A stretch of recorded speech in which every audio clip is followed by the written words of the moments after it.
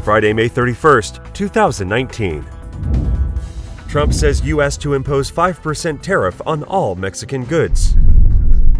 President Donald Trump said Thursday night that the United States would impose a 5% tariff on all Mexican goods starting next month, saying the sweeping tariffs would rise monthly to as high as 25%. President of Mexico, López Obrador, said in a letter to Trump that was made public late Thursday that he was sending his foreign minister to Washington on Friday. Mexico's Undersecretary for Foreign Relations and the country's chief trade negotiator called Trump's announcement disastrous and that if it happens, they must respond energetically. North Korea executed its nuclear envoy to the United States as part of a purge of officials who steered negotiations for a failed summit between leader Kim Jong-un and U.S. President Donald Trump.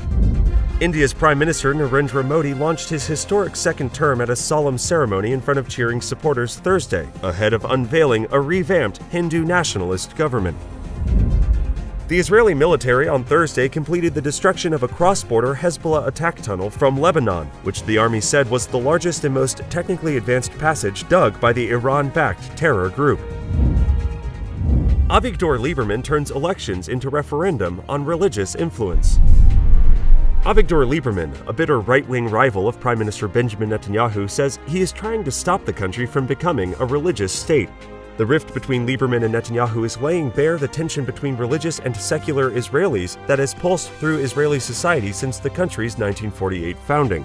Mr. Lieberman's decision to abandon Mr. Netanyahu is likely to shift the election narrative to religious versus secular issues rather than the right-left paradigm that has buoyed Mr. Netanyahu's career.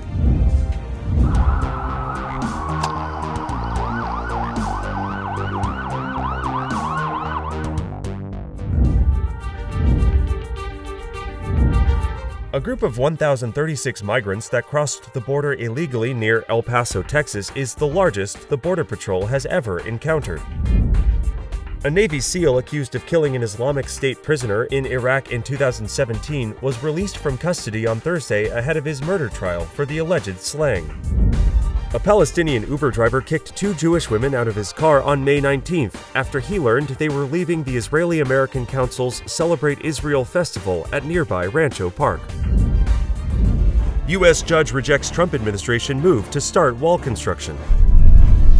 A federal judge rejected on Thursday an effort by the Trump administration to begin construction on a wall on the border with Mexico, while it appeals a ruling that found funding for the wall was likely not authorized by Congress.